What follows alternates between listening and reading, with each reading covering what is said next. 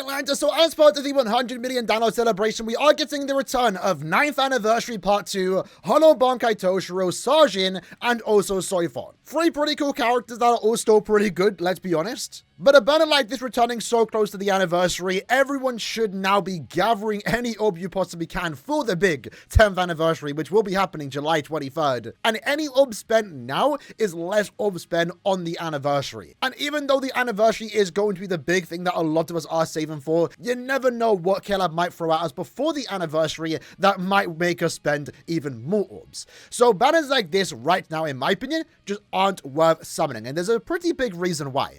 Now, the filler pool itself isn't anything super crazy. It's not bad. We've seen worse. We've seen better. And it is pretty cool that most of the characters here that are fillers are actually somewhat recent 1000 Blood War units, at least in the last 2 years. And of the 2 old 1000 Blood War characters, Ichigo and also Izuru, they're actually some of the best links for their respective attributes. But ultimately, in my opinion, even if you are someone that is new to the game and is missing most of the characters here, I would say skip this banner just for the fact that this very well, not guaranteed, but this very well will be the last time Sajin, Toshiro, and also Soifon return as main banner units. After the 10th anniversary, they should just be filler units, similar to how Senjumaru, Kiryu, Ishin, and also Misaki are. Given that these characters were released during the 9th anniversary, they likely will be seen during the 10th anniversary for part 2 of the 10th anniversary. And in that case, if they are featured there, again, it's not guaranteed, but very likely that seems to be the pattern. If they are featured there, then it kind of means that you've wasted orb spending it here because you can just get them later on while also summoning for the potential 10th anniversary part 2 characters. For those that don't know the pattern in terms of limited characters and how quick they become fillers, usually, especially when it came to Spirits Arthur with you banners, and the first set of 1000 Year Blood when they started to return, if you're an end the month character, you become a filler after a year. And that's why we saw a character like Yachiru, Chojuro, and also Yamamoto featured during the 9th anniversary because they were now a year old and old enough to become fillers. If you were mid-month characters, it seemed to be around 6 months, but as we've been getting a lot of 1000 Year Blood banners over the last year and a half, that speed in which a character becomes filler has been significantly increased to the point now that we're seeing characters, end the month characters even, become fillers after like 7-8 months. And we mentioned it in a previous video, our most recent end the month banner with Giselle, Esno, and also Askin saw Tenjiro and Owetsu featured as fillers. And in my opinion, those 2 characters have aged better and are better than these 3 characters here. Granted, they do different things, but I value those 2 characters higher, and they're already fillers. So likely, again, this is going to be the last time we are going to see Toshiro, Soifon, and Sajin return as main banner units, and instead, they should be seen during the 10th anniversary, if not soon after that, in another new 1000 Year Blood banner.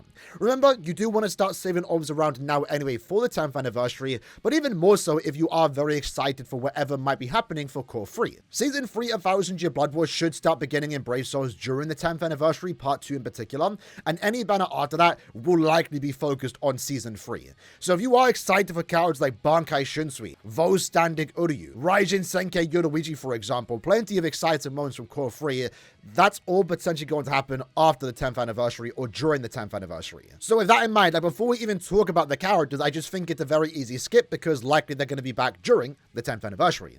Again, that's never guaranteed, but that seems to be the pattern. And as of right now, maybe only anniversary characters, because these technically were part 2 of the anniversary, they're going to follow the year-long time before they become fillers. But I'll be very surprised if we ever do see this banner rerun as main banner units after this banner right here leaves. And while we're at it too, we also do have a rerun of Giselle, Bambietta, and also Sorichi. We don't know the fillers for the characters, and I guess we'll talk about it in a separate video, at least when we do get more information for the characters. But my opinion on this upcoming banner, regardless of the filler pool, is basically the same as this one right here. They're good characters, but at the same time, you know, Tenjiro and Owetsu released like 2 months before them. They're already fillers. So it's only a matter of time before a character like Giselle, Bambietta, and Sorichi also become fillers. And in a way, that's been one of the benefits of all these 1000 Year Blood banners. While in a way, it can be quite detrimental on our orb count and, you know, increase FOMO when we get so many limited banners every end of month. But on the bright side, though, we are seeing these characters become featured filler units faster than ever before. And that's simply because Caleb can't rerun 10,000 Year Blood banners every month. At a certain point, they have to become fillers, and at this point, it's around 8 to 7 months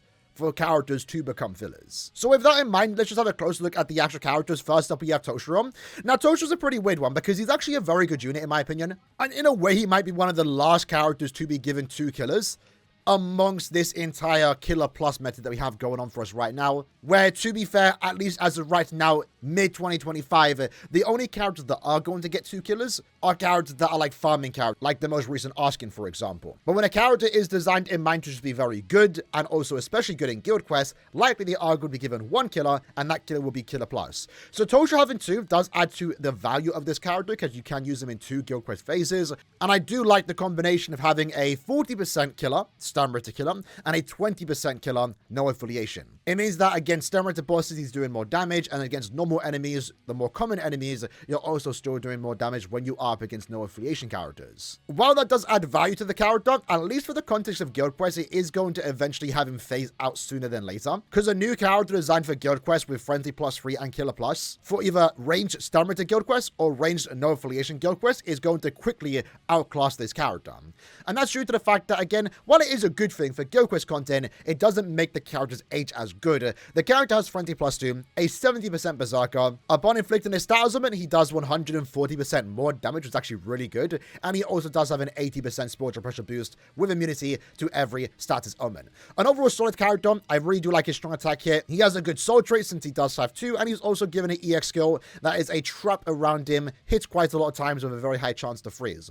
Overall solid unit, but a character that, again, I feel like, at least for the context of guild quest, is going to get phased out relatively soon. By the time he next reruns, we might already get a new no affiliation and new stun rate to killer leads. While that, again, isn't guaranteed, it's bound to happen eventually, and in that case, you might be better off summoning for his replacement, or again, wait until the 10th anniversary. If this character is a fill-on, you can summon for those new characters and also get him and potential duplicates. An overall strong unit in my opinion, but a character that I just don't think is worth pulling at this current time. And in a way, you can say the same thing about Soifon. Soifon is a human killer plus unit, so she is in a way designed for the human melee guild quest. Very good character in that phase, and also enables another good character, that being Driscoll, to even be better. So what I think is regarded as one of the more fun units in the entire game, and I would definitely agree with that. In terms of damage output, it's overall very good, as she was given frenzy plus 2, a 60% berserker, more damage at full stamina, and of course an 80% spiritual pressure boost. Alongside that, she also has 3 enemies defeated bonus, where after defeating 40 enemies, you're getting 30% more full stamina damage. And after 60, you're then recovering your cooldown for your entire team by 20% every time you move into another map, making her an actual pretty good limit breaker unit. And in a way that can be even seen better due to the buffs that she does have on the SA2,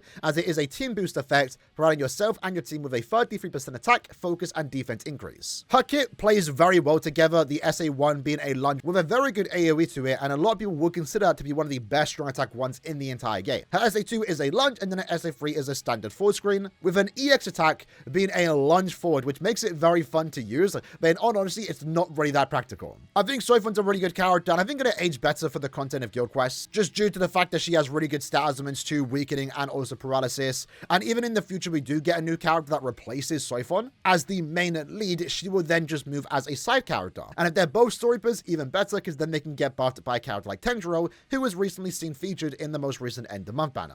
And then our third returning character here is going to be Sajin. Sajin's a weird one because he is going to be a brave battle character designed to go against captains and also stun raiders.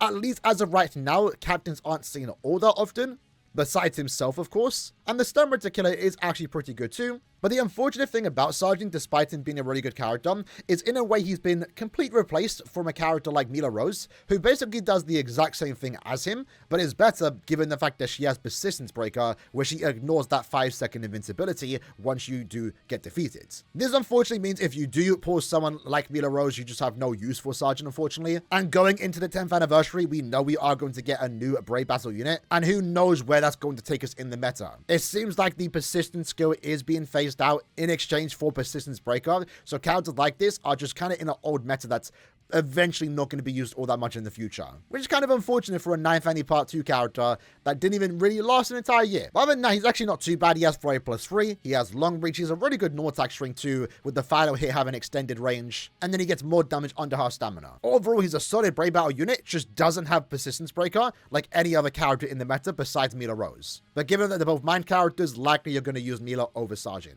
And that's it for the 3 main returning characters. Again, the other featured units here aren't too bad, but the thing about these characters, especially the 4 anime 1000 Year Blood War units, Misaki, Isshin, Kiryu, and also Senjumaru, is that while it is nice for them to be in this banner, they are also now going to be one of the more common 1000 Year Blood War fillers. I mean, how many times at this point have we seen Isshin and Misaki featured in banners? I think it's their 3rd time since the start of the year. So if you do have the mindset that you might want to pull for these characters just because you don't have them, don't worry, you're likely going to get them very soon in the future.